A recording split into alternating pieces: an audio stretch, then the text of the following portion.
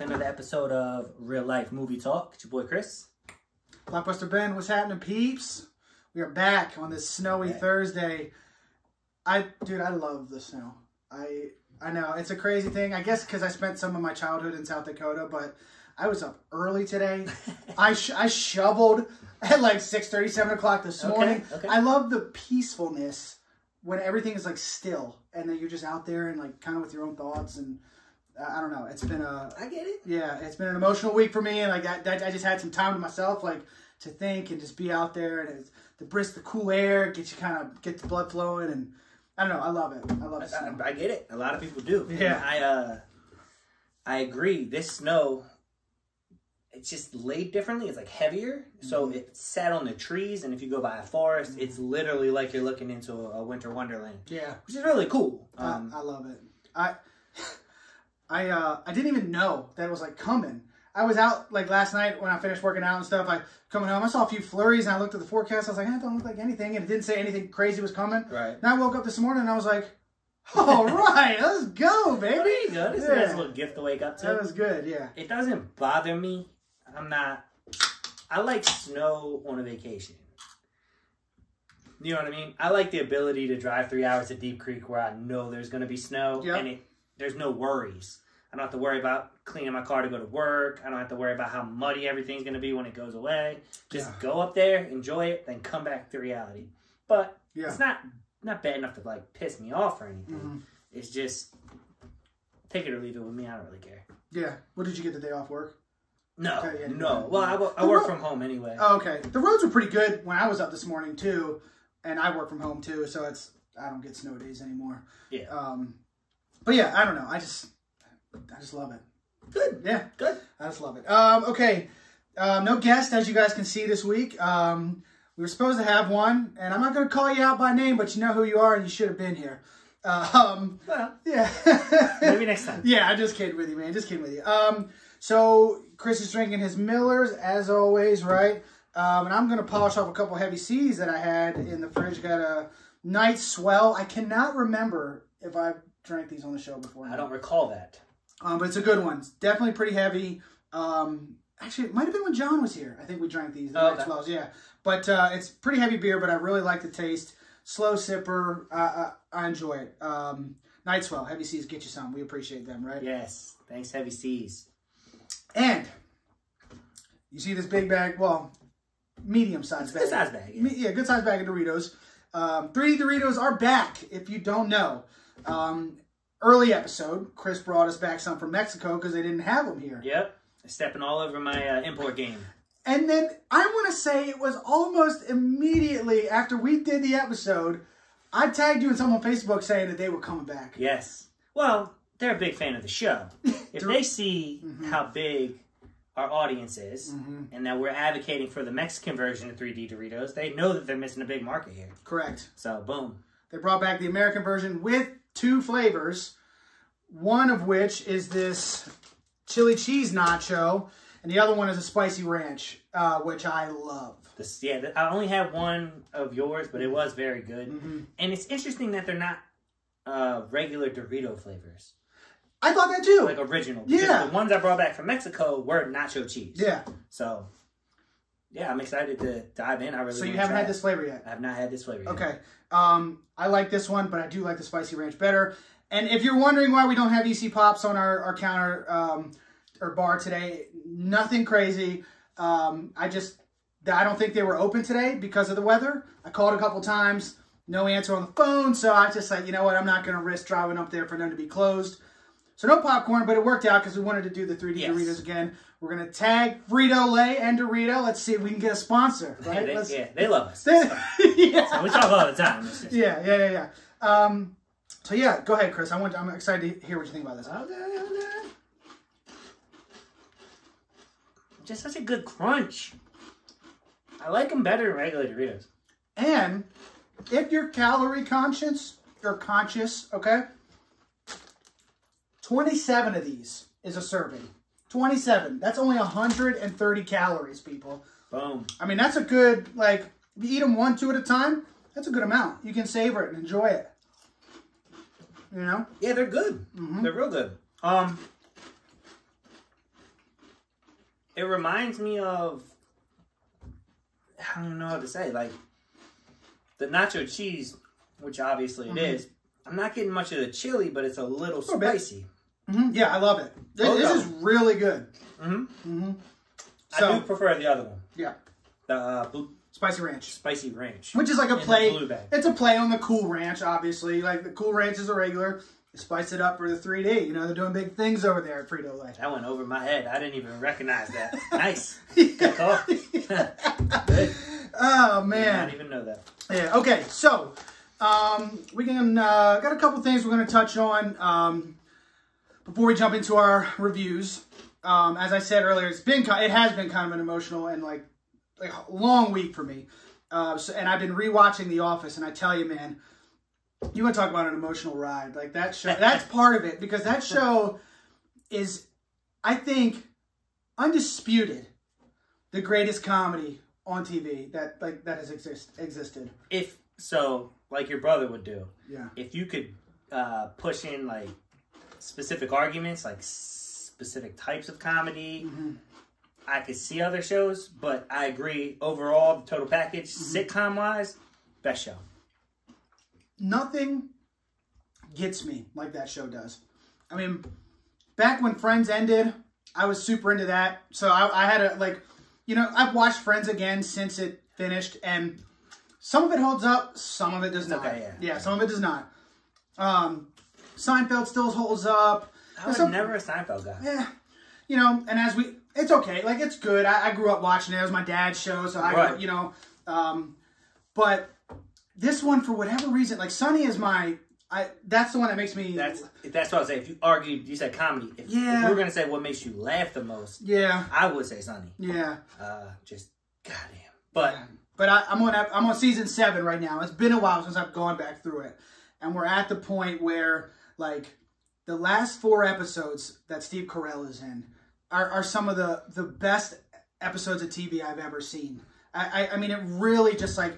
I was sitting down here just crying like a baby, man. Just like the emotion of him. Like, I love love, right? So watching him finally find that and get that, and the last Dundies, and then his last day at Dunder Mifflin, man. It just, I don't know. It really just hits me. It does. And kudos to the writers. Yeah. Losing someone like Steve Carell typically will cripple a show. Yeah. And there was parts that weren't great when he left. But I think it was still overall a really good show, and it concluded perfectly. They finished so strong. Right. So strong. Do you know why Steve Carell left? I know. Actually, I don't. Was it money? Nope. They just never offered him anything. What do you mean? His contract ran up. They didn't offer him to come back. Are you shitting me? Swear to God. That's crazy. That's insane. Yeah.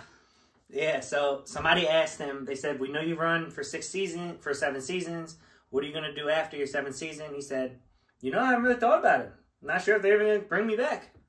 And then that's what wound up happening. Wow. According to an interview he did. Wow, that's crazy, man. How do you not bring him back? I think it might have been a miscommunication as to whether he did or didn't want to at first. Or maybe it's just really hidden what actually happened, and they don't want to let the world know because they're on good terms. But the common consensus that I found was they just didn't offer him an extension. Wow. Silly. That is silly. Silly. And it worked out because that moment in the finale is one of the best. Like, I mean, it just, you wanted it and you weren't sure you were going to get it, but then when you did get it. You didn't think you were. Yeah. He said he wasn't coming back. Yeah. And it just, I'm getting chills talking about it right now. It was, oh man, it's great. So if you've been living under a rock and you haven't watched The Office, all the seasons are on Peacock. We talked about it a few episodes ago. Yeah. Get you a subscription to Peacock. It's free if you have Xfinity, and dive in. I wish it was still Netflix, man. Yeah. It sucks. But Peacock's got their own thing now. Everyone's got their own thing now. Including the movie we reviewed tonight on Apple Plus. So. Yep. All right, a little more movie news we got this week. Couple things. One, we did talk about The Mandalorian a little bit while it was airing. Season 2, right? So, Gina Carano? Gina Carano. MMA fighter, like ex-MMA fighter. She was a beast. Turned actress. She was a badass in the ring. She only lost once to Cyborg. Cyborg was shorter, but Cyborg was a beast. Yeah. I'm not super into that, but I just know her stats. Yeah, I do. Yeah, that stuff. But yeah, you could see she is a beast. Like, she's jacked. You know, she's been in a few movies where it's like that's what she plays, is someone who's an action star. Yeah, and then she always incorporates like MMA style fighting into her characters, which I kind of thought was cool. You know, but she is in some super hot water, and I think this has been something that's been kind of developing for a little while. She tweeted out some very insensitive things towards Jewish people, and has since been fired from Disney Plus. Won't be on The Mandalorian, obviously, and her agency has her representatives have dropped her. It's insane to me that's off of some tweets, man. So she tweeted. Was it one tweet? I didn't do. So what I saw, and I didn't even confirm this. I just read a little article. I'd like to stay out of it because I don't have much of an opinion either way. Yeah. I just hear the news and let the news roll off my back. I don't let it affect me because I don't want to dive in and get pissed off about the world. But I think she said something similar to Republicans get persecuted like Jews did during the Holocaust, which is an outlandish thing to say, especially when you're in the public eye. Yeah. But I feel like it's something we would joke about. Maybe not Republicans, but just joke about like, God, you're treating me like a Jew in the Holocaust. Yeah. Not okay. But I feel like in our personal lives, we could say stuff like that, just jokingly. Imagine losing your job over saying something like that. As a celebrity, you got to know what Twitter is a crazy place. Yeah. And to put, it just, they had a spin-off series in development based on just her character off of The Mandalorian. But they canceled that before this. Oh, did they? They canceled that because she had already rubbed feathers with something she was doing wrong. I didn't delve deep. Okay. But they had already canceled it because she was a bit of a trouble in the past. I didn't know this that. This wasn't her first thing. No. Which also makes a little more sense because they pulled the trigger right away. You're done. Never talk to me again. So it seems like it was a final strike thing. And who knows what PR relations and who's been arguing about what behind the scenes, and I'm not going to speculate. So it is what it is. She gone. Well, and there's another bit that I read that Pedro Pascal, the star of The Mandalorian, Mando, his child came out as trans recently. And I don't know if she had anti-trans tweets or anything like that, but I also think it came down to like, well, he's not going to work with her. Okay. I think there's a bit of that. Again, I didn't do a whole lot of research. I try not, like you said, I don't want to get to, like, it's like... Right. I don't want to be mad about stuff that really doesn't concern me. And so it just, I think that was either like, well, you're going to lose Mando or you're going to lose a supporting character who was in a couple episodes, It's obviously a business decision. It's a moral decision, I think, for them as well, but it's also a business decision. Like, we can't, if he's going to walk because she's still employed, well, it's like, well, we can't lose this guy. Right. We live in a capitalist society. Yeah. And if you Disney think it's good for business to get rid of a person because other people are going to be mad that you have her, then that's what you do. Unfortunately or fortunately, that's the way it works. Simplest thing is to just not put your political beliefs on Twitter. Yeah. Understand that Twitter, for us, is different. Yeah. People don't know us like that. Yeah. But for people like her, everything you say is like a billboard for who you are as a person. And, yeah, whatever. Yeah, she fucked up. None of my business. She fucked up. Yeah. Okay, and then speaking of Pedro Pascal, segue real quick into the last bit of news that I got. And if you're wondering why my Blockbuster things aren't here, it's because this right here, 2 characters from The Last of Us. If you don't know what The Last of Us is, it is the best story I've ever played in a video game. There have been two. Have you played Mortal Kombat versus DC? Come on, dude. That's cool. Stop it. You get Mortal Kombat fighters fighting Batman. That's a good storyline. Okay. No, come on. Come on. Look, it's the first Last of Us was so good, and then they just like it was years and years and years. The sequel didn't even come out until 2020, I believe. And the first one came out for PS3. Like, so it's been a long time. People were waiting and waiting and waiting for the sequel. And it finally came. And it just, the story, it spans this incredible, like, post-apocalyptic thing.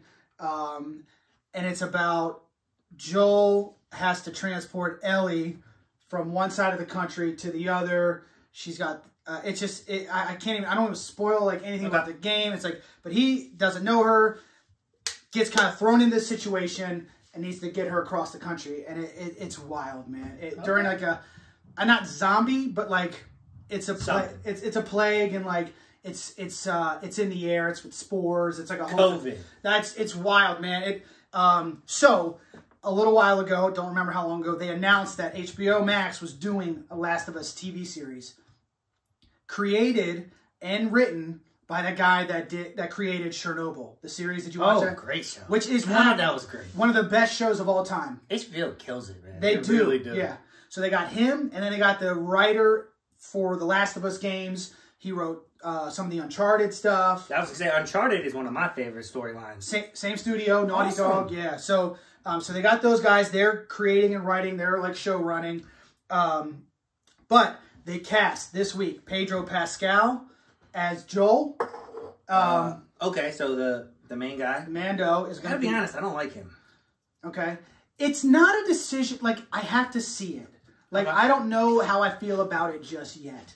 It's like based on the way he looks at the statue, right, and then in the game, I don't know, we'll see. It's not... I think he'd be a great cowboy, based on what I've seen. Has he been a cowboy before? I don't know. But, yeah, he was good in Game of Thrones. And speaking of Game of Thrones, they cast Bella Ramsey as Ellie. Do you know who Bella Ramsey is? Mm-hmm. Yeah, she was the little lord. Yep. Yeah, the badass. You're a beast. Oh, man. So I'm very excited about that. Did they cast Gina Carano? No, she didn't get it? No. So those are the only two castings I've seen so far. But I do like Pedro Pascal. I don't know if I'd love the choice. I don't know who I would have picked in his place. I don't know the story, so I don't really have an opinion. I'm telling you, could be fit perfect. You have a PlayStation? Yeah. You should. I mean, let you borrow it. You don't have time, I guess. But if you ever want to play it, you should. I mean, it's amazing. If I ever tear my Achilles again, I'll be on there. There you go. But yeah, I actually kind of would have liked to see like a grizzled, like, Brad Pitt dude. Oh, is he a little older? Yeah, he's an older guy. Yep. Yeah. Okay. So I don't know. It's the relationship that they develop in the game. It's unreal, man. It's a great story. There's a big names though. I mean, yeah. Little Ella Mormont or whatever her name was. Lyanna Mormont. Yeah. She's obviously new to acting, but she played a pretty predominant and memorable role in Game of Thrones. Yeah. So I'm imagining she's going to have a good future. And he is the star of Mandalorian, one of the biggest shows on television right now. And Game of Thrones he was in. So he's a big name to put in the show. Narcos? I never saw Narcos. He's been in a lot. But yeah, so they're investing the money in the cast. I'm excited then. I would love to see a really good transition from video game to screen. It doesn't happen a lot. Yeah,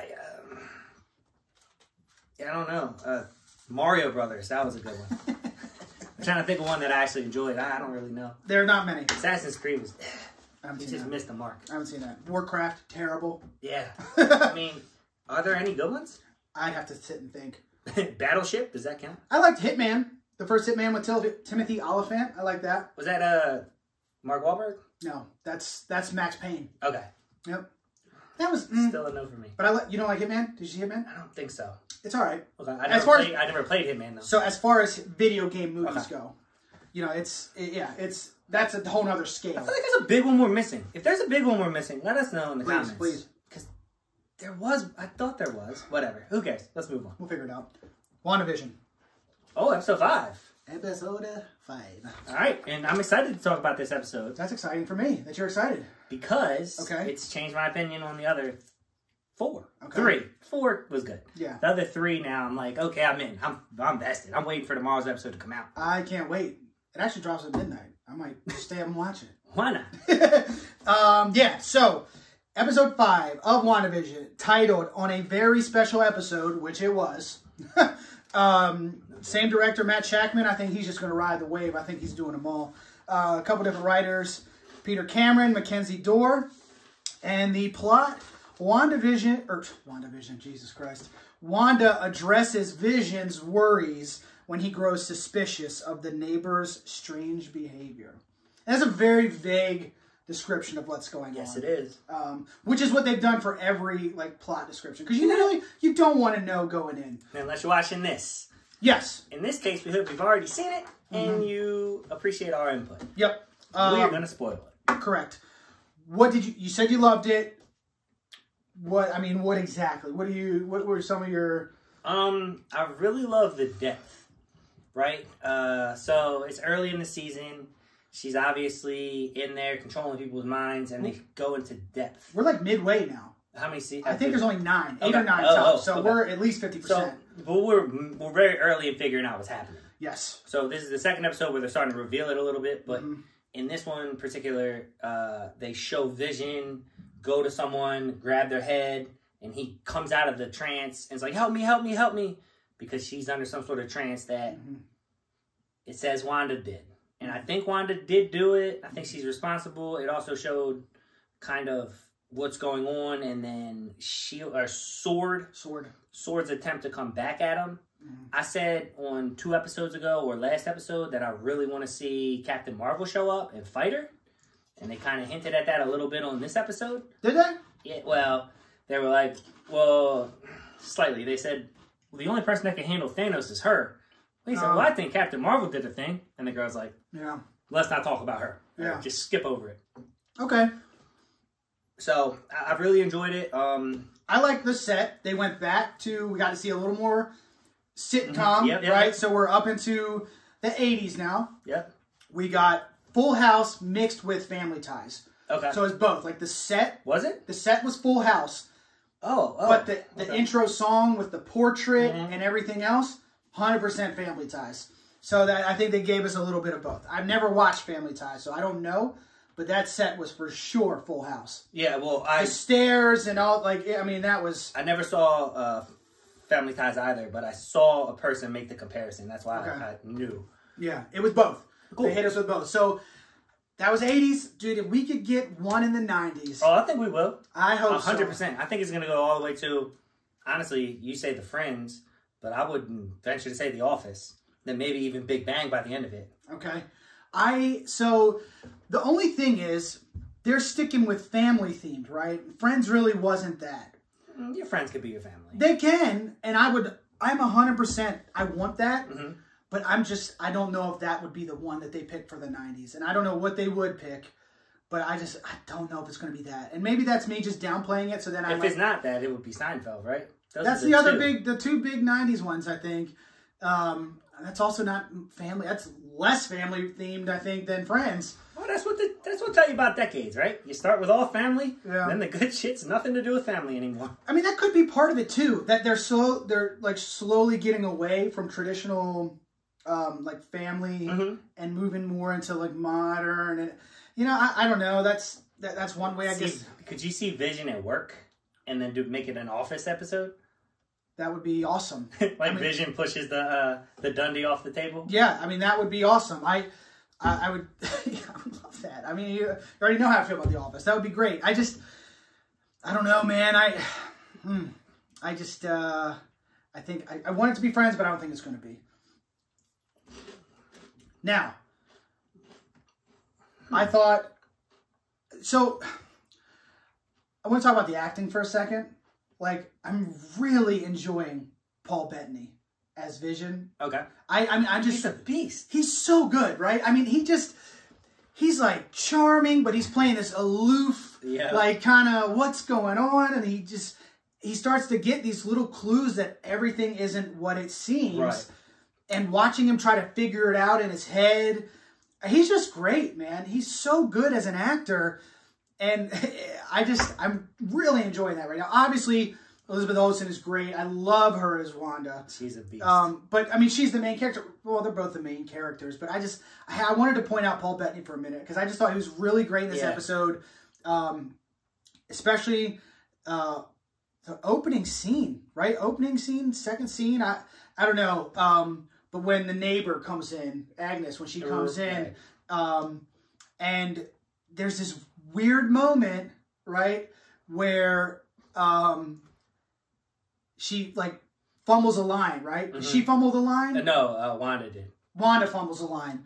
And then Agnes goes, she totally breaks character and goes, do you just want to take it from the top? Do you want to give me that line again? And Vision's like, you watch his face and he just the little ticks and cues that he just, it's great. And you kind of, this whole episode is about him really like seeing you more and more and more. Kind of, I don't want to say unravel, but I mean, it feels like it is starting to come off the rails a little bit. You know, you got Sword surrounded the, so the force field is now being called the Hex. Yeah, what's her name? Darcy. Kind of, she's like, it's catching on. I'm so bad with names, guys.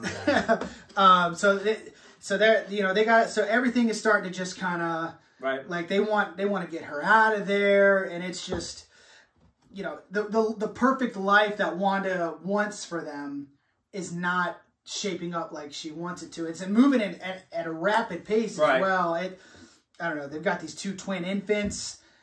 She can't handle the crying, I guess. She's trying to manage, like, the whole thing. Yeah, that's what distracted her in the first place. Yeah. But so, this is, I've created some theories off of it. Let's discuss more of the episode before I get into them. Okay. But I wanted to stop real quick just to mention how good at acting Vision, the actor for Vision, is. That's Paul Bettany. Paul Bettany is what I meant. Yeah. To your point, did you see him in A Knight's Tale? I've never seen that movie. Oh, my God. It's a good movie? Oh, so good. Okay. Heath Ledger, right? Heath Ledger. Yeah, I've never seen that movie. Watching Knight's Tale. Okay. He is so good in it. Okay. All right. How good is he? So good. So good at these words. Oh, man. Yeah, so I just wanted to shout him out in that movie. Okay. I'll check it out. I'll check it out. Yeah, I mean, as far as like overall, I think we've kind of hit all the points overall. Like we hit the overall storyline and what's going on, and we can kind of. Well, so yeah, he pulls one person back. He understands at some point that things are going awry. But they show the outside too. There's some arguing between them whether she's the villain or she's not. It's set up right now to make it look like she is controlling everything and she's the villain. The one person they pulled out of the mind trance said, "I'm in so much pain. I'm suffering. Please help me." So like they're really hurt. Yep. And Vision put him back, and like every time he wants to confront her, she distracts from it. But it got to a point where they got into an argument, and they both got into a fighting stance. Like, do you want to fight? That was one of my favorite scenes of the episode. I think it was the second to last scene. It's at the end of the episode. Yeah. And they come to a head, like you just said, and it's. I thought right there was going to be the moment where it just comes crumbling down. Like, I just thought it was going to go to shit. I mean, what about you? Did you think it was going to... I thought that would have been... Because I don't watch time. I thought that was about to be the end of the episode. Yeah. Like, that's what you get. Next week, find out what happens. Because that's how shows are. But the ending blew my mind even more. Way more. So, before we get to that, there's one other thing I wanted to say. Because there was... Well, there's a couple things. There's a bunch of stuff in the episode that I want to talk about, too. Okay. Yeah, so let's just get into that then. Let's just go, because the stuff that I want to start talking about now is more like heavy on the details, shit that like, you know, you can consider a spoiler or you cannot, you know, whatever. In my brain, I think I know what's gonna happen. Okay. First thing I want to address is the moment, right? Monica Rambeau sends a drone in through the Hex, right? And it's there, and it's flying in. And Wanda's there waiting. She sees it coming. She like sensed it or something, right? Because it disrupted her, you know, control. And as Monica's trying to talk to Wanda through the drone, the director of S.W.O.R.D., the acting director, says, "All right, fire," right? Yep. She's like, "Wait, what? What?" Monica knowing what's going on. They're about to shoot a missile at her. And then Wanda just like, you see the screen go black. Next thing you know, Wanda comes walking out of the Hex. Badass scene. That might be my favorite, actually. Just because now it's the Scarlet Witch, right? Like, that's who so she's out. She's got the outfit on that you're used to, the long red leather trench coat. She's got the accent back. She throws it, and she's like, you know, comes out to talk to him. I was like, "I'm here to help." It's like a whole thing, man. And it ends with her. She's got her little, you know, thing going. And all the guys from S.W.O.R.D. have their guns drawn at her. A bunch of them with guns at her. And they all have these green lasers. And she's like, "This is your, like, fine. Don't come in again, basically. Leave me alone. This is your only warning. Yeah. Leave me alone." She does this little quick move, Yep. all the guns turn and they're pointed At the director. Oh man, I had chills. I loved that scene. Right. It was just like, man, this is like, we're in it now, man. This is getting good. Yep. And that scene's a build-up scene to make her look obviously like she's the villain. Which I don't know if that's gonna happen. One thing that happened earlier in the episode that really tweaked my brain on what I think's going on. She looked at the twins, who in this episode revealed that they can jump whatever years they want to be an adult almost. They haven't, but they jump. They had a puppy. They want to keep the puppy, which was an homage to the old comic books. Baxter was their dog in that comic book, the House of W or House of M. Okay. And they had the dogs, and they're only 5, and they're like, you can't have dogs till you're at least 10. Yeah. And they look back, and they're just 10-year-olds. They snap to there. Yep. But there was a scene where they were crying in the crib, and Wanda went to stop him from crying, and she couldn't. Yeah. And that kind of stuck in my head. Like, if she controls everything, even these kids, they're not real. Like, they have to be imaginative because she didn't bang a dead Vision, I don't think. I don't know how that works. But those kids aren't hers. She can't control them. Yeah. Under her control, I mean. So, that was a big, significant scene for me. Also, a couple little things. Okay. The lady Rambo. Monica Rambo. Yep. She said, well, if she is doing this, she's never displayed that kind of power before. She's stronger than we remember her being. Yeah. And that's another indicator for me to get into what I think is actually happening. Okay. Well, if you just want to hit that. So what I think is happening. Yeah. I think, I don't know who it is yet. Everyone's saying it's Mephisto or whatever. It's funny. John said it, and then I had never even heard that name. Me neither. I don't even know who that is. But then I heard somebody else say, and the whole internet is saying that's what they think it is. But yeah, so going along with that, I think it was a sell your soul to the devil scenario. Okay. Where Wanda was in her grief. He showed up. And he probably preys on people in grief and said, I can show you how to expand your powers to where you can bring Vision back. I'll give you the power to bring life back. This is how you do it. Gives him the power. But when you sell your soul, you get something for it. Yeah. And what he gets are those twins she had. That's why she can't control them. Whoa, okay. In my brain, that's what I think's happening. And she's getting to the point where she can't control anything anymore because she has what she wants. Now that the twins are out, that's how selling your soul always works, right? You get what you want until the devil gets what he gets from you, and then everything you want turns away. So she had the twins. They're starting to grow up now, and now she's losing control of everything. I personally think that's what's happening. Okay. And those twins are going to be super significant in the Marvel Universe. Yeah, I mean, speaking of the universe, I mean, this whole episode kind of blew the MCU as we know it wide open, right? Yeah, it was trippy as hell. I mean, Marvel universe is so big in any way that there's so many possibilities to go, like so many routes you could take. But the end of this episode is what really, I mean, just didn't even like. Oh, it was crazy. It blew my mind. And it's just, I wasn't expecting that, right? So, spoiler for sure if you haven't seen the episode, right? We're already in there, but just so you know, this is a big one. Actually, after Wanda and Vision are about to fight, the doorbell rings. She opens the door, and it pans away for a second, like it switches to outside mode, right? And then it cuts back in, and you see her staring, and you see the back of the head, blonde hair, and you're like, whoa. And so from Avengers Age of Ultron, her brother, Pietro, had blonde hair, Quicksilver, right? If you don't know, it's Quicksilver. And I said in the first episode, I said, I really hope Pedro comes back. Yeah. Because I really liked him as an actor, and I thought he'd be great. His character, if you're bringing people back, bring him back.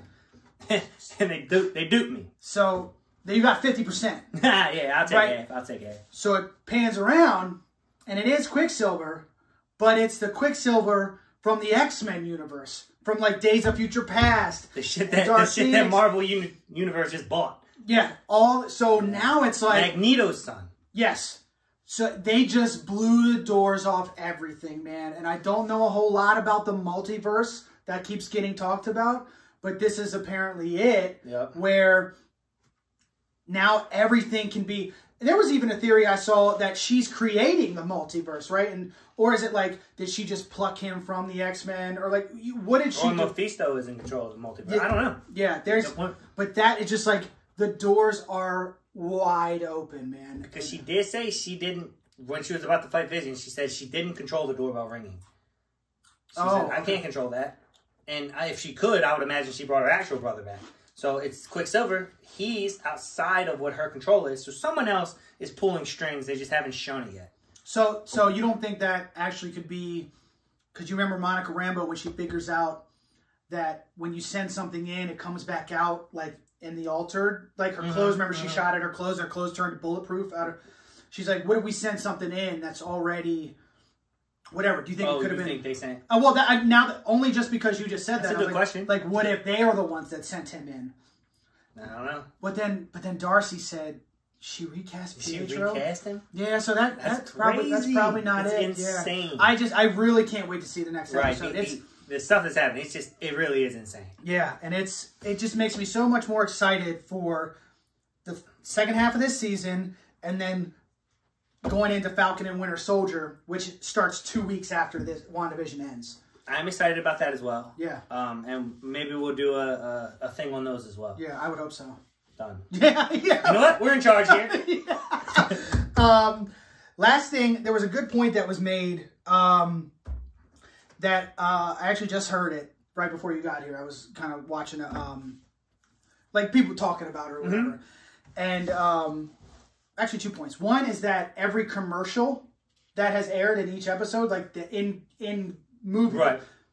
Each thing, like the toaster, the soap, those things are all like an Infinity Stone or something. I don't know if that's a real thing. Oh, that's the point I wanted to mention too. I'm sorry. No.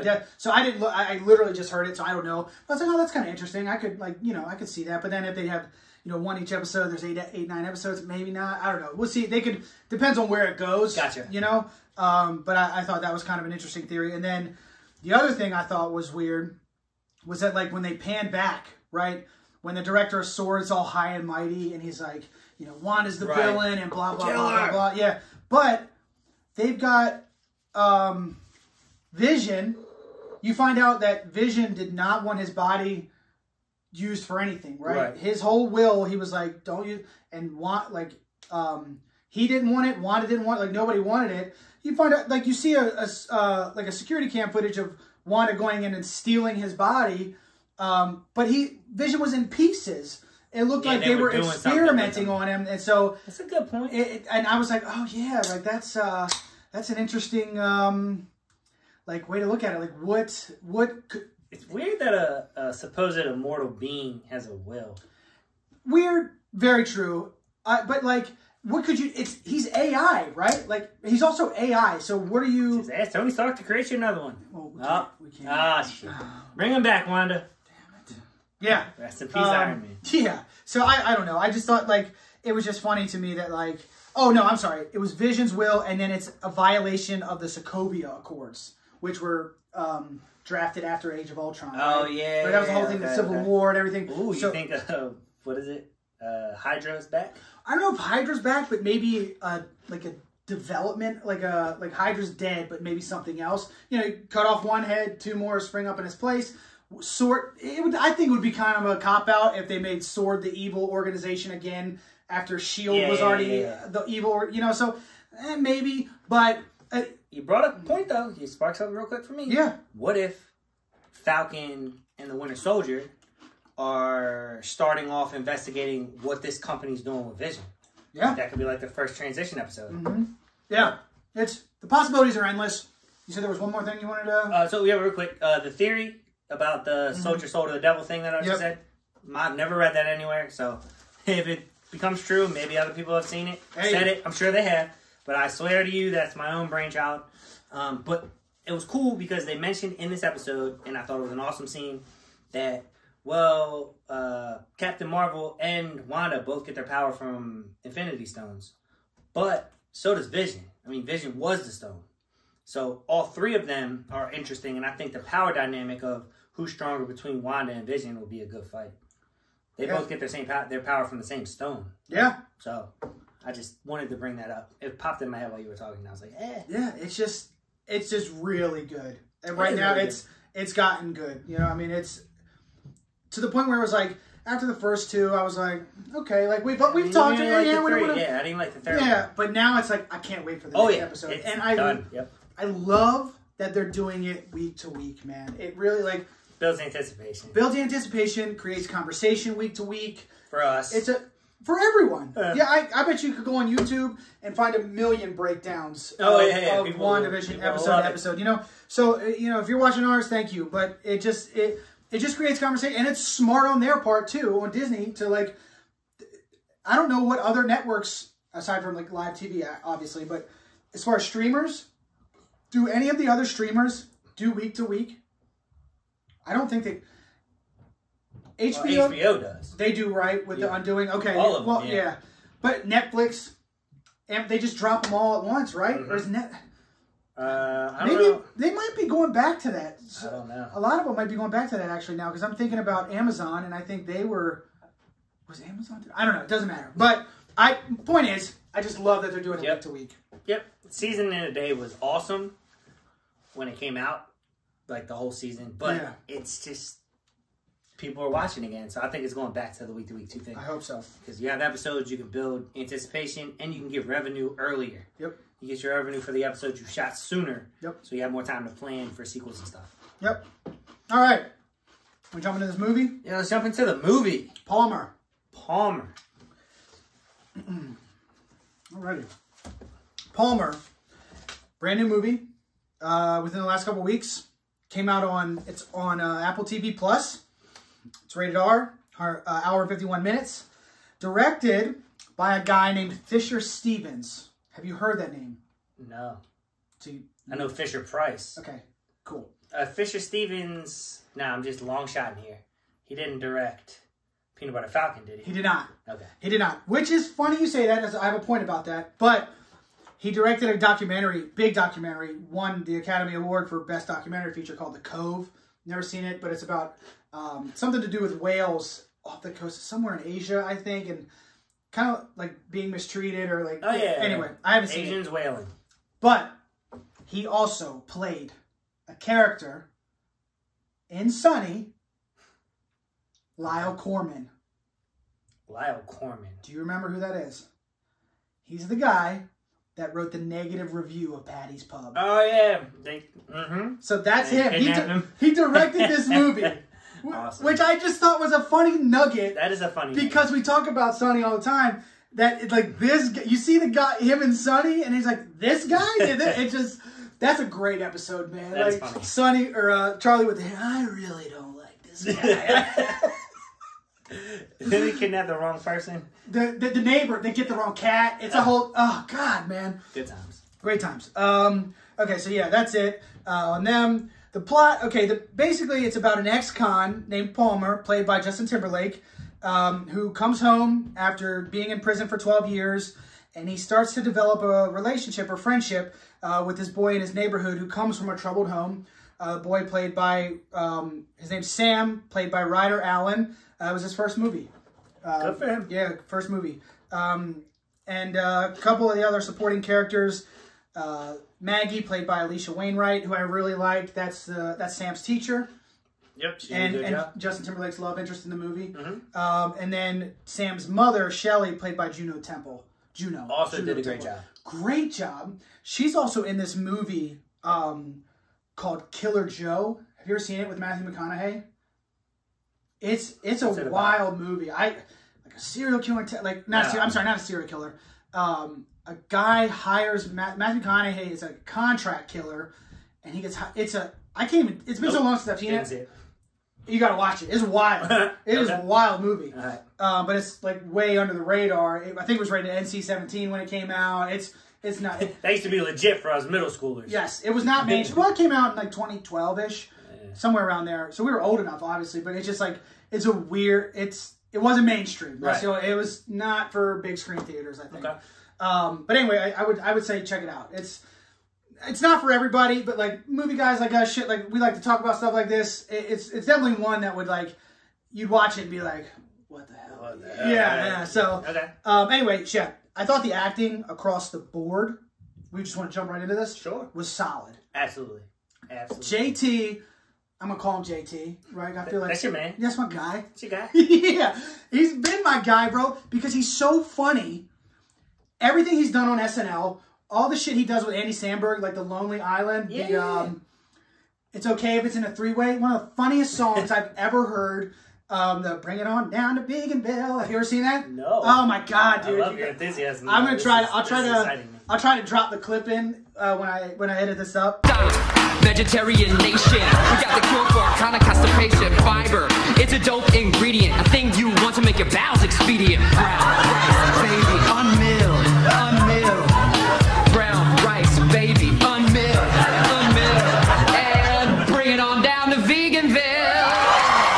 Okay. I'm learning how to do that, guys. So I'm hopefully I'm gonna get these edits a little bit like top tier quality. Okay. Yeah, it is. But anyway, I think he's hilarious, and I've never seen him in a real dramatic role. I mean, I know he was in The Social Network, Alpha Dog. It's been so long since I've seen that. I just don't remember. But I mean, he really showed some acting chops here, and I loved it. I loved it, man. The kid, Ryder Allen, for it being his first movie, I thought it was great. Yeah. Alisha Wainwright, she was good. You know, the teacher. I thought nothing like crazy, but she was very good. So she needed to be. Yeah, and then Juno Temple crushes it as Sam's mother, who is a drug addict. It's intense. She really did. She killed it. But like overall thoughts, what do you think of the movie? Loved it. Yeah, Loved really. It. Okay, cool. I thought it reminded me a lot of Peanut Butter Falcon, which is why I asked. Dude, literally wrote that down. It gave me the vibes of that movie. Yeah, and that's one of our top-rated movies that we've done on here, and it for good reason. I mean, it's amazing. But it's about two guys, right? Thrust into a situation where one is bullied and one is an outcast. Yep. And like that was the formula, right? Yep. So it's not like a new thing, but it was done so well. You know what I really enjoyed? Tell me. The scores. Tell me. The music. Okay. Right when he gets off the bus from jail, right when he looks around, I don't know what it was, but the music brought me to the scene. And that's not something I ever said before on this show, and will not say a lot. But I'm watching it, and I'm like, oh, okay, he's in a low-income hick town. It's almost immediately can tell by how the music was playing. The music, the scenery. It's the small town where high school sports is the peak, right? Where the whole town goes Friday night to watch the high school football game because that's what they got. You know, and when I lived in South Dakota, Aberdeen, 25,000 people or about when I lived there. I mean, that's what it was. Right. The high school football stadium looked like a college stadium. Yeah. It was nuts. That's what this kind of town is. Did you used to go? Yeah, we went. Good times? Oh, it's great. It's great. Yeah. It's so much fun. But like, because that's what you have to do. That's it. You know? God. It's not a big city. It's just not. It's, yeah. You know, you got bars, right? But you're a kid. You can't go to the bars. All right. You know, it's just... That's probably not the bars you want to go to anyway. No, man. And in those small towns, when you get older, if you don't get out...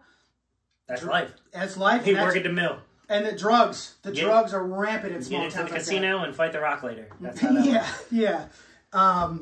So I want to mention this too real quick.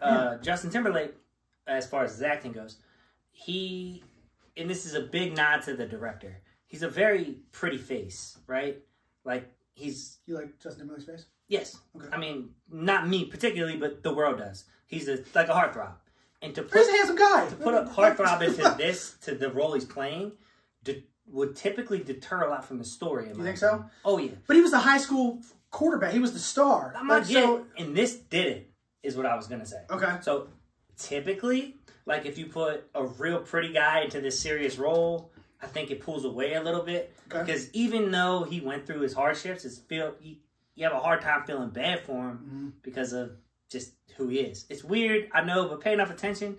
You can't put Zac Efron in this role. You can't put like a Brad Pitt in his prime in this role.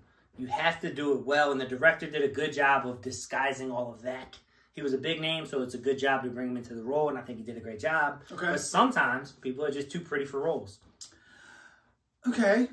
Is that weird? Well, no, I don't think... because of pretty people? I apologize. Goddamn. All you 10s out there, my bad. No, I was just going to say, I mean, Brad Pitt has been a good actor his whole career. It's not about acting. Nothing to do with that. Sorry to hear that. my serious sorry to hear that. Oh, man. What I'm saying is, all you had to do is do the same thing that he did, is scruff him up, the beard, shaved head. I mean, you make him look like he's from there, right? I mean, like, you don't have him dressed to the nines like he would be in real life. All you got, it's all about image. So if you dress them and have them cut and everything the right way, I think, I don't know about Zac Efron. I haven't seen him act like seriously. Well, he did that Ted Bundy jam. I didn't watch that. Okay. I know he's a good job. I've seen him. He was funny as shit in like Neighbors. I love that guy. Yeah. I'm just saying. Timberlake's also like almost 50, right? Like he's in his 40s at least. Almost 50? He's in his 40s. I'm stretching. That. He's definitely in his 40s. Okay. He's definitely in his 40s. Gotta look at that. But I guess my whole point really is I will come with another example of someone that was too pretty for a role next week. I'm not trying to argue with you about it. No, definitely. That's what we're supposed to do. Yeah, I'm just saying that, like, I don't know if that, like, my counter argument is that, like, can you be too pretty for a role? I guess. I think so. If you That's a good question. Pretty or handsome. Don't think, I'm not, pretty. Say pretty. Pretty is just a word. Pretty. Okay. But yeah, okay, I'd be curious to hear what you bring to say is, you know, and now you got me racking my brain like, damn, is there somebody that, like, honestly, and this is gonna sound stupid to everyone listening because it's our 3 to keep, I thought Brad Pitt was too pretty in Troy. That's why. Did you look at the we're getting a little ahead of ourselves. We'll get to that, but I'm telling you, beyond that, it's tough. I didn't see any women vote Troy out. Is what I'm saying. That's all. I'm like, if you look at some of the comments. Fair enough. I even asked Eva, I said, why do you guys like Troy so much? Well, the ones they voted for should have been a heart-stealing thing, too. I know. It was just funny. We'll get back to it. Yeah. So, okay, we can, general, we've kind of summed it up. It's a great, it hits all the feels, happy, sad, you're a little anxious at times. Did you cry? I did tear up. I cried. Multiple times I got a little emotional. Yep. And it was, like I told, it's been an emotional week for me, okay? Would you have cried if it wasn't? Yes. Yep. A couple moments hit me, man, and it's great. It's so heartwarming, and it's just a great story. And that's what I love. I love great stories about people, like real people. Right. And this did not seem like a far-fetched thing that would happen. I agree with that. Okay. When I saw the previews and I read the premise, I thought it was going to be a 2-hour-long political statement. And it wasn't. It was not. At all. Nope. So I'm so happy about that. I had those. I'm okay with it being a political statement. And you know what? I would support the statement. Yeah. But when I watch it in a movie, it kind of takes me out of the storyline a little bit because I think the director's trying to send a message. But this was not that at all. It was just kind of, you can't help but sit in that kid's shoes and understand what he's going through. And yes, as far as it not being far-fetched, that part of it has to happen all the time. And then you see, like, parents making mistakes, not wanting to but can't help it. And then people that have made mistakes before just trying to be better. It's a really, really enlightening growth story. It's real. For all the characters. It's real. Real. Yeah. And interesting, too. It felt like it could have been boring, but it wasn't. It kept you engaged. Yeah, it was whole time. Yeah. So we can dive into a little bit of like more spoilery territory now if you want. Just a couple of things I want to touch on that I liked, things I didn't. I don't know if there was anything I really didn't like, you know, but like things like. I have one thing that you didn't like. Yeah. One thing that I really made me laugh is that when Justin Timberlake starts to. So before I get into that, basically, Sam's mom runs off, right? And leaves her kid just there. She does that all the time. Does it a lot. It's the backstory. And when Palmer comes home, he's staying with his grandmother, who's like who has a house, and she has saint. Yeah, everybody has that grandmother. Yeah, and she has like a trailer on her property or whatever, and she's so used to just having Sam at her house when her mom runs off, and it's just she accepts it because she's a sweet lady. Yeah, she's like all grandmothers. She's a you know, respected member of the congregation, I believe is the phrase they use to describe her. She's just a saint, basically. This lady is just a great lady. And she passes away early in the movie while Sam's mom is gone. And she, now Palmer is stuck. Palmer's stuck with the kid. With the kid. He debates dropping him off at the police and just leaving him for the system. But there's some backstory to him, too, where his mom took off when he was very young. And so he struggles with it and ultimately decides to keep him at the house with him. And they start to just develop this incredible bond. And bond's the perfect word for it. I was going to say friendship, but bond is the perfect word. And Palmer gets a job at the school where Sam goes. It's an elementary school. Not on purpose, because he's a convict and he can't get anything else. Yeah. So he's a janitor. He's a janitor there. And so he starts to take Sam to school back and forth. And Sam has this friend in his class, this girl.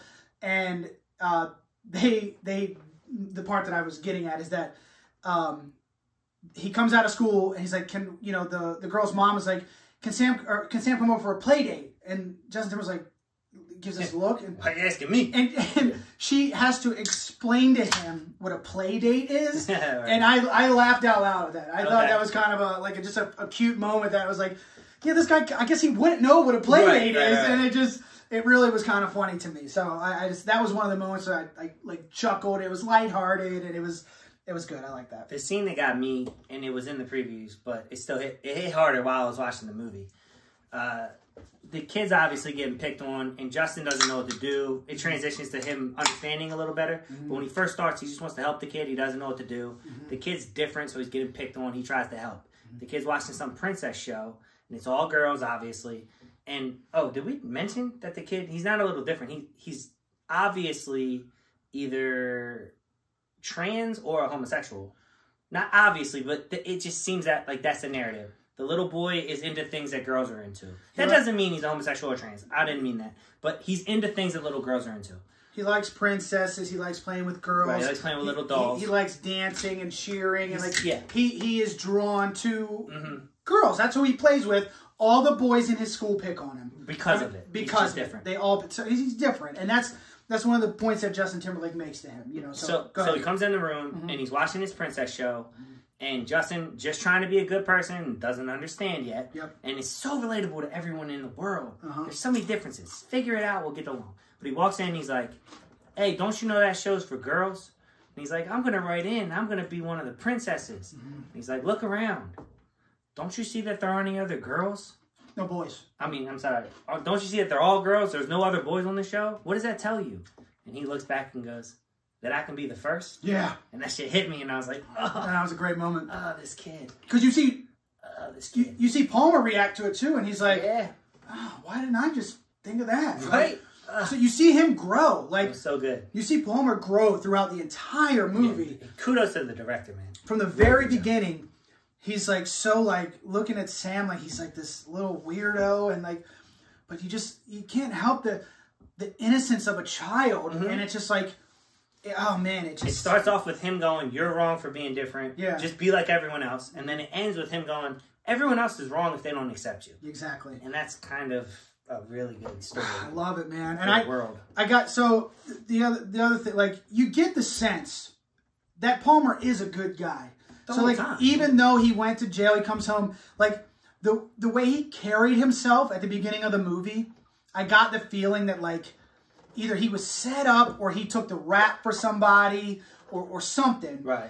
And then you find out that he actually did assault someone, but he got left hanging in the lurch and didn't tell on the people he was with. Didn't snitch. So it was both. So he did do a crime, but he was also left hanging, and a lot of people, well, he said him and the guy. So I don't know how many were with him, but other people got off. One of them was a cop now. One of them is now the sheriff's son. And the sheriff hates him.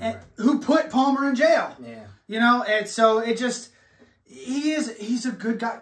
And there's a line that the principal of the school says, I believe in second chances. And that's how he ends up ultimately getting the job at the school. And that's it. I think everybody deserves a second chance. Right. Like, now you start getting into 5th, 6th, 7th chances. Like, all right, well, what are we doing here? Well, I guess in that scenario, 100%.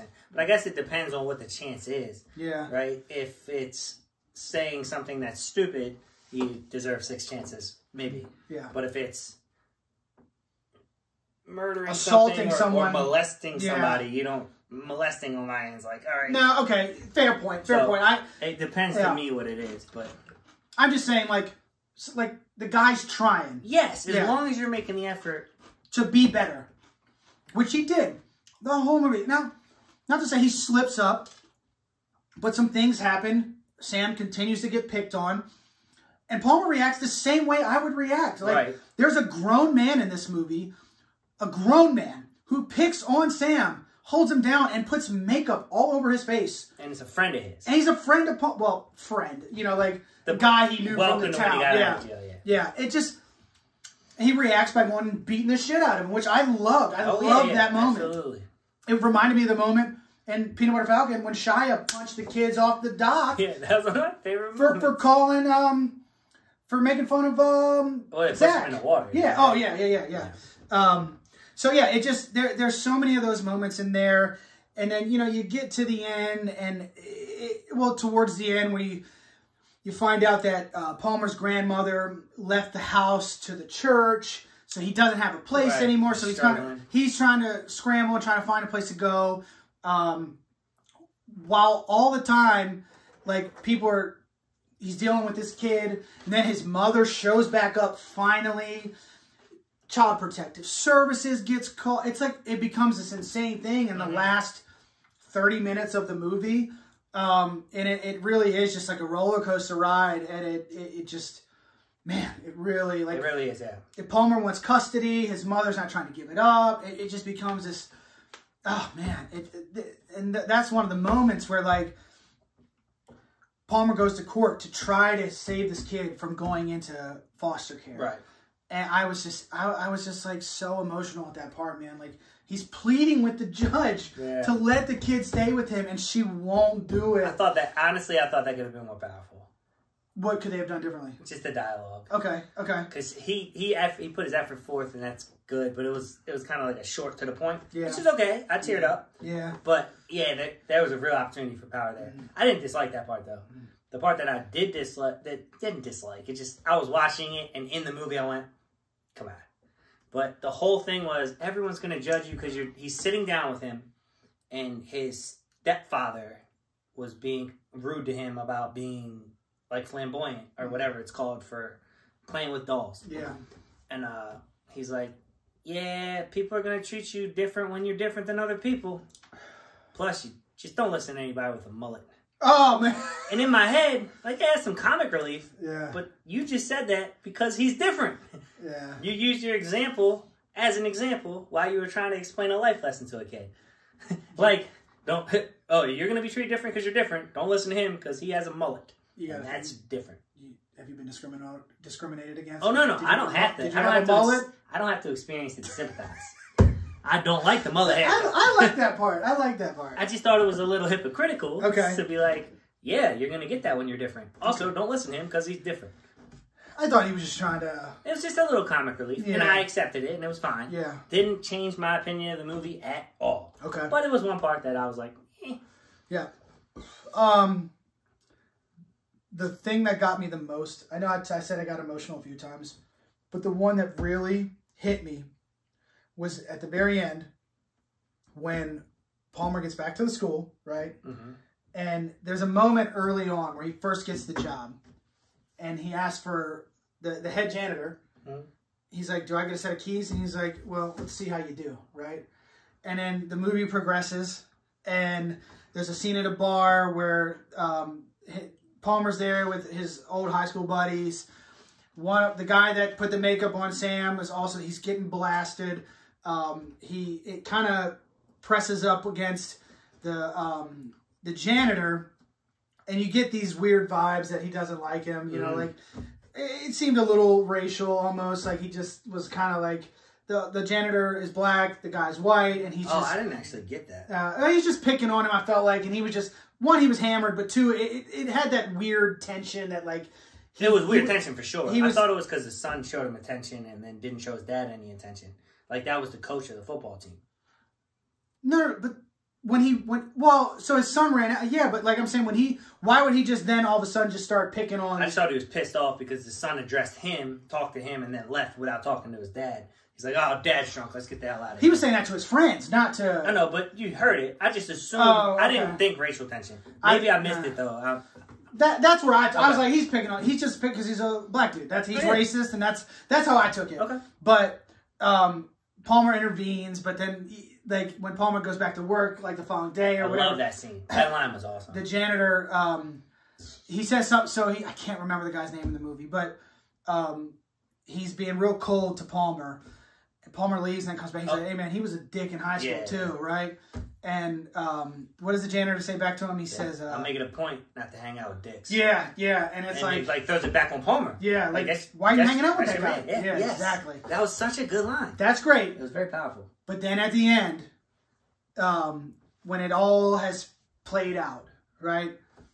He shows up for work, and he gives him his own set of keys to the school, and you just see the reaction on Palmer's face. That how grateful he is. Right. And, I mean, the character development was unreal, man. It just, that moment, that was the one that really got me. So, and there are some other things that we kind of left out of this too that we didn't spoil for you guys. So unless there's anything else, I think. Yeah, no, we're pretty good. The only one thing. Yep. I wrote this down earlier while I was watching it. Yep. It's very religious.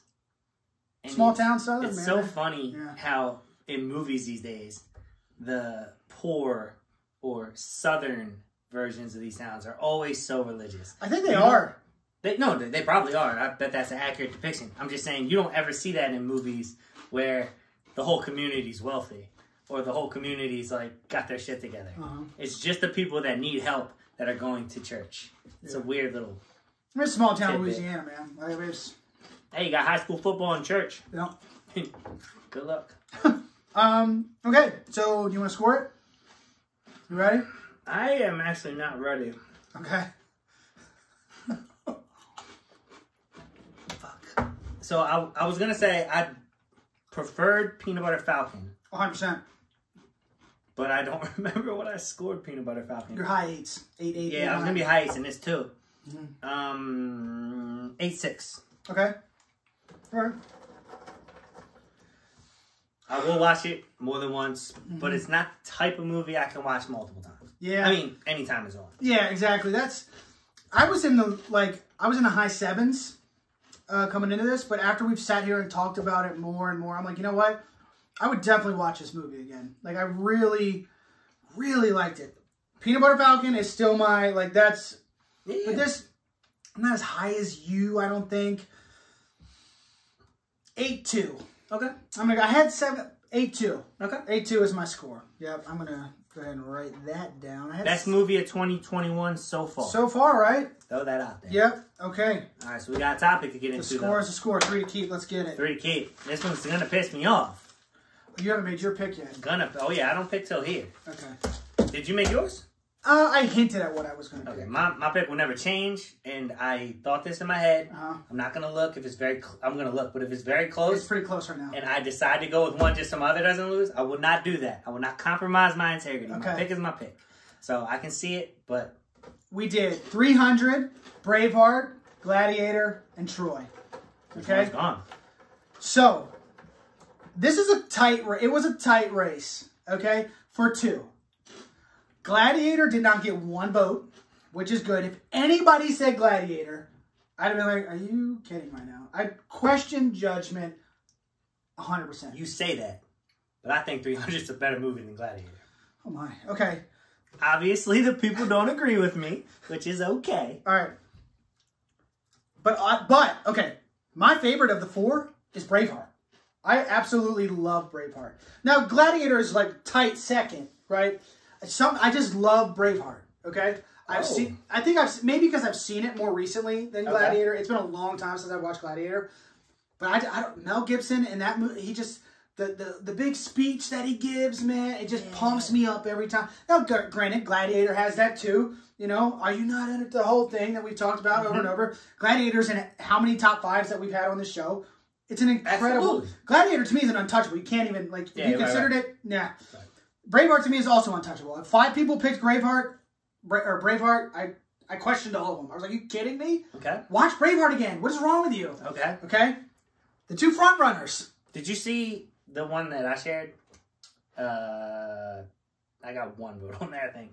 Yeah, I spent all day. I went I followed every path to find all the votes. Okay, 300 and Troy, neck and are they neck? Oh shit. Okay, because my pick is not 300, but it's one of those 2. Okay, surpriser. Yep, I also picked Troy.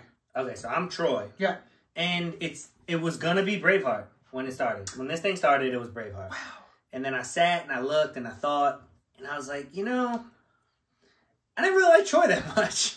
It was a good movie, but goddamn, was it long. Compared to the other 3. And everyone in that movie's a pussy, except for Brad Pitt, who dies like a little pussy. Right. Sorry. So here's the thing. This is what it boiled down to for me.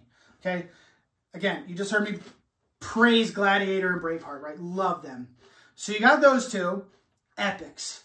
You got 300, which is awesome. And it's different. It's like based on a graphic novel, so it's told and it's so just wild and it looks different and it feels different. The tone is just awesome and it's just testosterone, badass, right? Yeah. So to get a little diversity, I want that, right? Instead of Troy. I want that instead of all of them for me. Right. Troy to me, it was boring as fuck at times. Like, it literally, you just have too long, it dragged on. Orlando Bloom's little bitch ass had his brother fight for him. His brother lost. I couldn't deal with it. Yeah. Couldn't handle it. And they're all loosely based on true stories. Right. All of them. So, what I would like to see, since we're losing Troy has lost. Did it? Troy lost by a few votes. Oh, so my vote didn't matter. They lost anyway. Correct. Wow, I thought 300 was gone. The girls came in hard for 300. I was surprised because of the six-pack situation. But there was an entire diet designed after that movie. But I mean, Men's Health, all that. The 300 diet. It is a men's movie. Yeah. Dude, 100%. At least in Troy, that was a love story. But this was like, let's just fight. It wasn't the love story. It was Brad Pitt in a loincloth. That's what they all were like. Yeah. You know? Maybe. Which is, we're not the only ones who objectify the other sex, okay? It happens on both. It's a two-way street, baby. Being honest, I objectify men in movies way more than women. Give me some Chris Hemsworth. Okay. When you're too pretty to play a role, I mean that. It distracts me, your prettiness. And I'm very hetero. All right. So, what I was getting at is that since we're losing Troy, I would like to see it remade with a better director and tell the story better. Just make all of the warriors badasses, right? Well, Achilles. If Orlando Bloom was tough about it, my opinion would be different. He was a cowering little. It pissed me off. Such a coward. Ugh. Yeah. All right. So who plays Achilles? Well, I mean, you did just say Hemsworth. Yeah, it's Chris Hemsworth. You did just say Hemsworth. That's who it is. He's already ripped. He's got the. Who fights him? Ooh. Dwayne "The Rock" Johnson. I was gonna say Dave Bautista. Dave Bautista. Yeah. Or the Mountain. Get the Mountain from Game of Thrones. Yeah, he's just slow. Okay.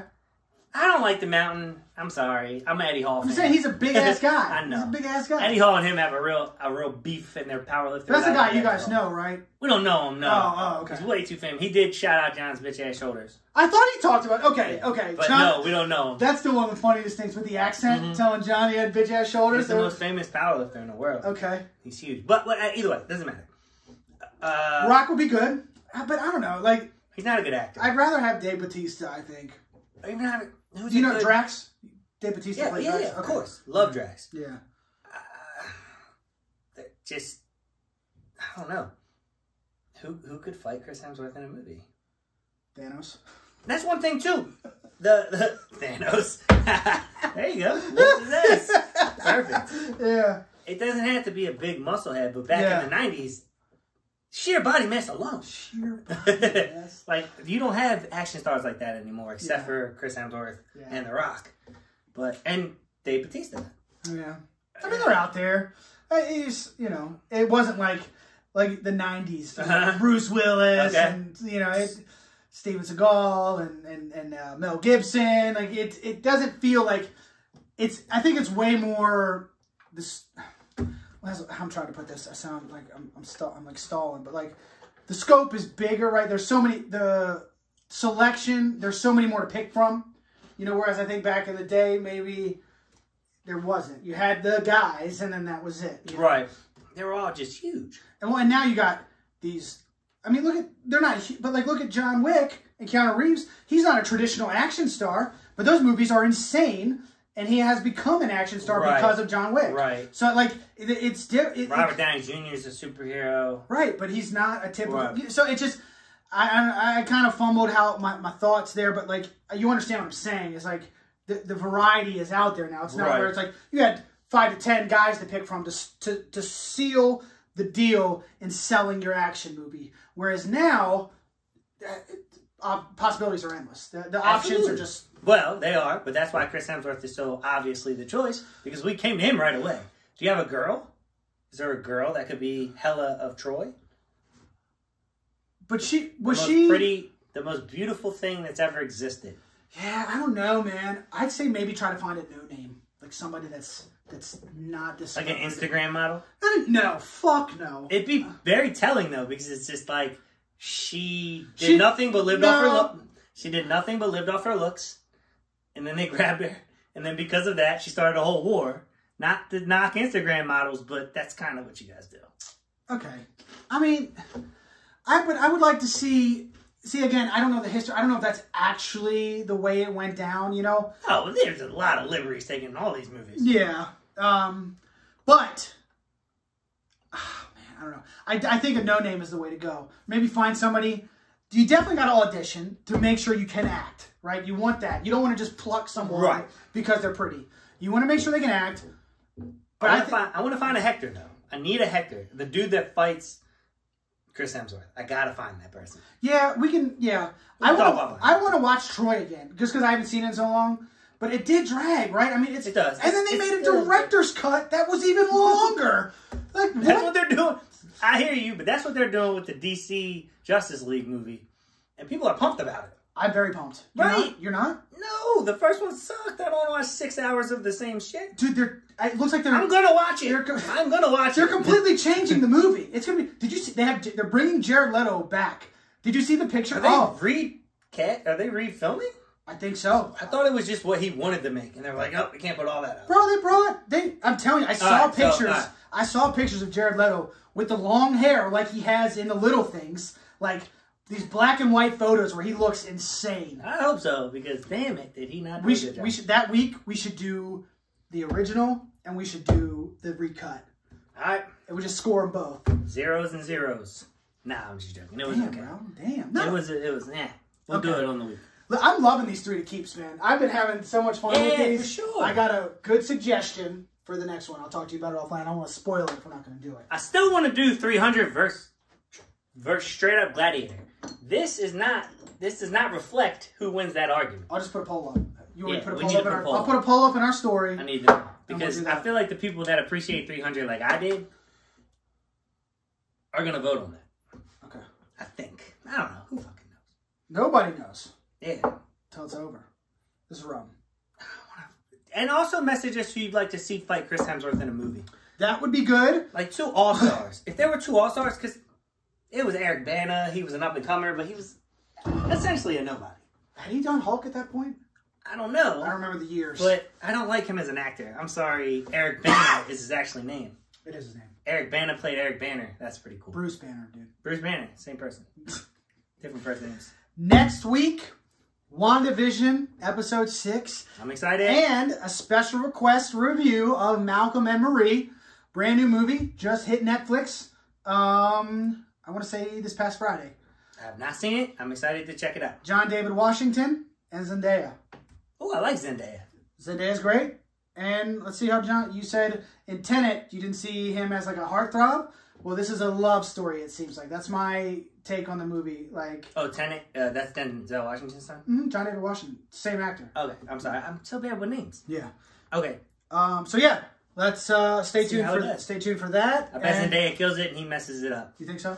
All right. I'll eat my words though. I love being wrong. Cheers, baby. Episode 26. Like, share, subscribe, people. Vote in the movie awards. Oh shit. Oh shit. He cheers and then went on. Bang bang.